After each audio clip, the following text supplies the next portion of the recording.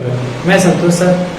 आज मैं फिर आपके लिए एक इंग्लिश का इम्पोर्टेंट ग्रामर लेकर आया हूँ, जिसमें हम ये डिस्कस करेंगे सो और दैट, इसका हम कैसे यूज कर सकते हैं। ठीक है, यहाँ पर सो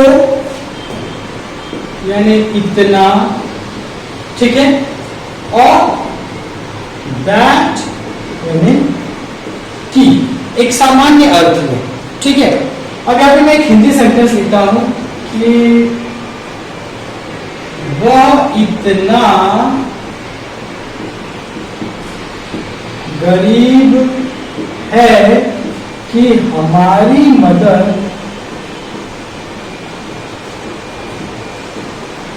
नहीं कर सकता। ठीक है, अब ये सेंटेंस में हमें सो दैट का यूज करना है। तो कैसे करेंगे इसमें? वह इतना गरीब है कि हमारी मदद नहीं कर सकता। तो अब पहले तो इतना करेंगे, वह इतना गरीब है। ठीक है, तो ही इज सो पुअर। ठीक है, और यहाँ पे दैट, इसके बदले दैट, ठीक है, कि he is so poor that वह हमारी मदद नहीं कर सकता। He cannot help us. He cannot help us. ठीक है, तो यहां पे एक चीज आप ध्यान दीजिए कि ये सो, ठीक है, और दूसरे सेंटेंस जो दैट से स्टार्ट होगा, जो एक सबऑर्डिनेटिंग क्लॉज है, वहां पर that plus subject plus count और गिवन फॉर्म। ठीक है, तो ये आपको ध्यान में रखना है कि दैट के बाद आपका सब्जेक्ट आना चाहिए और यहाँ पे कैन नॉट या कुड नॉट कुछ भी आ सकता है। ठीक है, अकॉर्डिंग टू सेंटेंस। अब इसमें एक चीज और ध्यान दीजिए कि वह इतना गरीब है कि हमारी मदद नहीं कर सकता। तो पहले में कारण है, पहले में कॉज बताया गया है, जबकि दूसरे सेंटेंस में उसका क्या परिणाम है, उसका इफेक्ट क्या है, उसको दर्शाया जाता है। ठीक है, तो वह इतना गरीब है कि हमारी मदद नहीं कर सकता।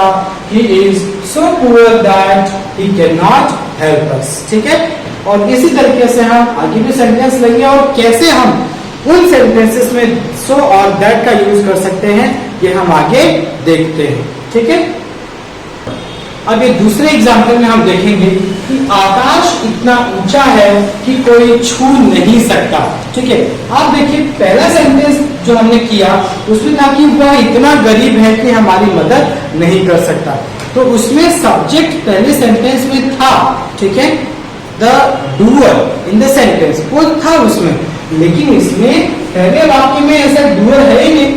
ये तो जस्ट एक एक्सप्लेनेशन है, एक स्टेटमेंट है कि आकाश इतना ऊंचा है। ठीक है, तो the sky is so high. ठीक है, the sky is so high. अब यहाँ पे क्योंकि पहले सेंटेंस में आप देखेंगे कि ही को लेकर के हमने लिखा that he can not help, बराबर, लेकिन यहाँ पे द स्काई है, तो that the sky can not be touched, ऐसा तो नहीं होगा। ठीक है, तो the sky is so high that no one, अभी नो वन यहाँ पे सब्जेक्ट आएगा। ठीक है, कोई ना कोई डूअर आएगा दैट के बाद, क्योंकि यहाँ इस सेंटेंस में फर्स्ट सेंटेंस में सब्जेक्ट नहीं, यानी डूअर नहीं है सेंटेंस में, इसलिए the sky is so high that no one can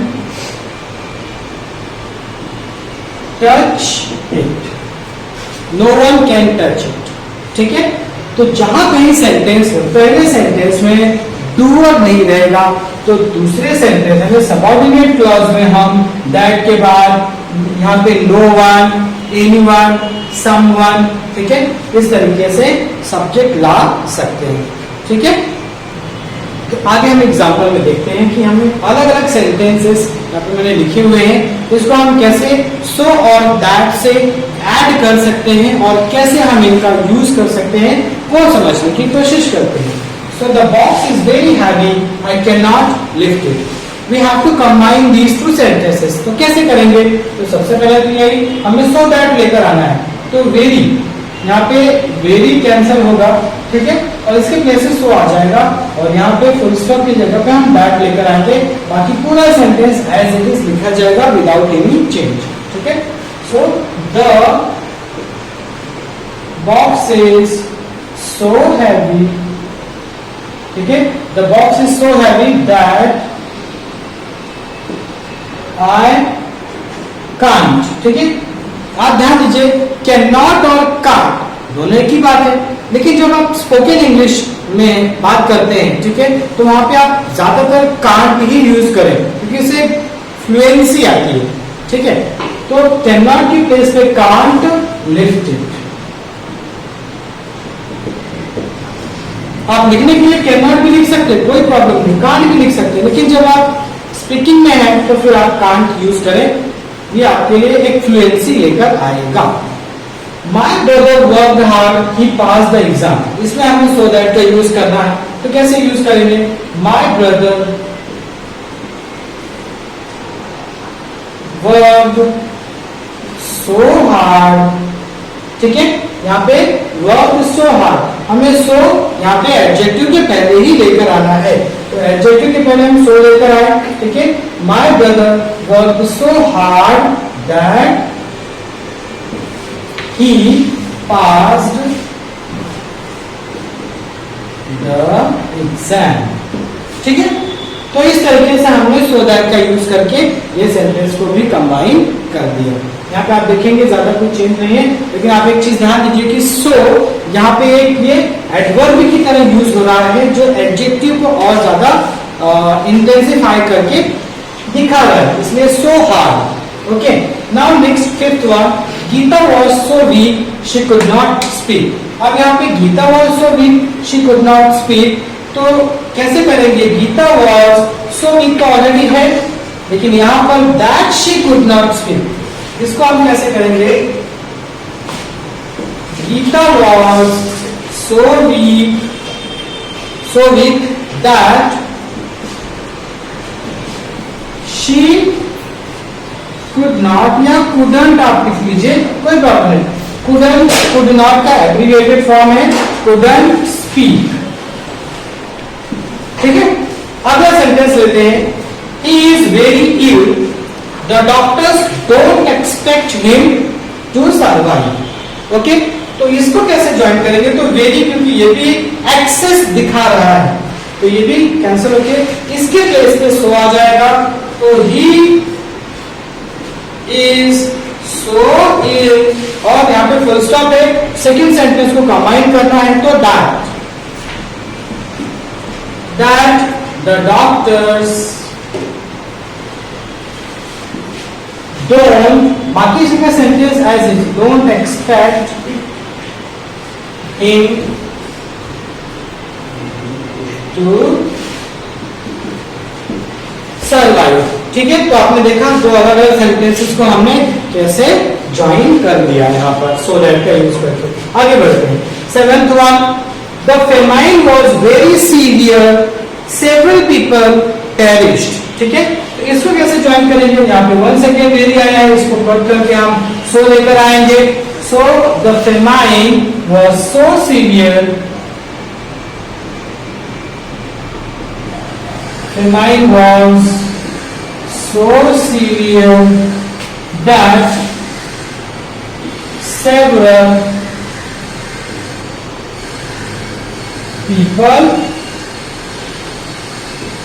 perished, ठीक है, several people perished।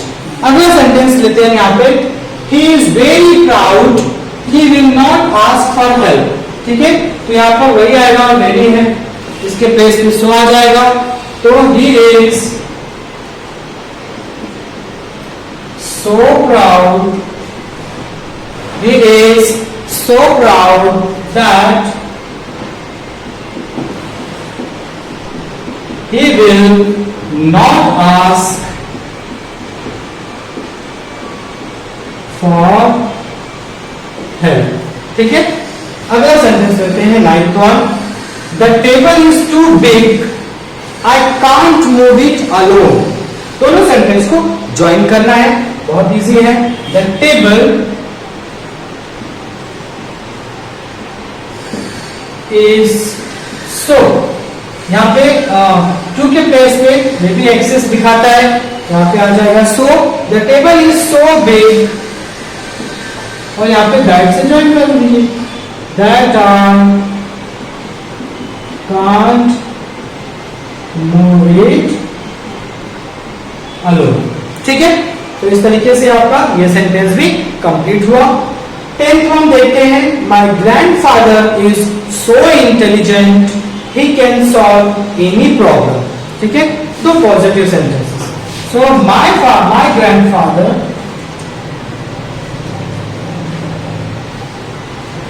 Grandfather is so intelligent, so intelligent, आगे आप दैट से ऐड कर दीजिए, that he can solve any problem। ठीक है, तो इस तरीके से हम सो और दैट का यूज करके सेंटेंसेस को ज्वाइन कर सकते हैं। यहाँ पे दैट ये सबऑर्डिनेटिंग कंजंक्शन का काम करेगा, यानी दो वाक्यों को ये जोड़ेगा यहाँ पर। ठीक है, एक चीज और आपको ध्यान देने वाली है इसमें कि आपने देखा पूरे सेंटेंसेस में जब यहाँ पे पहले वाले वाक्य में हेल्पिंग वर्ब इज रहता है तो यहाँ पर कैन आता है, यहाँ पर कैन आता है। ठीक है, अगर यहाँ पे वॉज होता है, जैसे यहाँ पे है, एक सेकेंड मैं एग्जांपल, हाँ यहाँ पे देखिए, जैसे यहाँ पे गीता वॉज सो वीक, तो वॉज है इसलिए कुड आया, यानी पहले वाले वाक्य में अगर वॉज रहेगा, वॉज है वेर रहेगा, तो दूसरे वाले वाक्य में कुड का यूज होगा, और पहले वाले वाक्य में अगर इज एन आर है तो दूसरे वाले वाक्य में कैन का यूज होगा। ये आप ध्यान में रखें। और इसमें पहले वाले वाक्य में कॉज, तो दूसरे वाले वाक्य में उसका इफेक्ट, यानी पहले में कारण बताया जाता है और दूसरे में उसका क्या प्रभाव होगा ये बताया जाता है।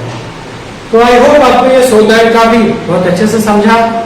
फिर भी अगर आपको कोई डाउट है तो आप कमेंट बॉक्स में लिखकर बताएं। वीडियो आपको अच्छा लगे तो लाइक कीजिए, शेयर कीजिए, सब्सक्राइब कीजिए। Thank you.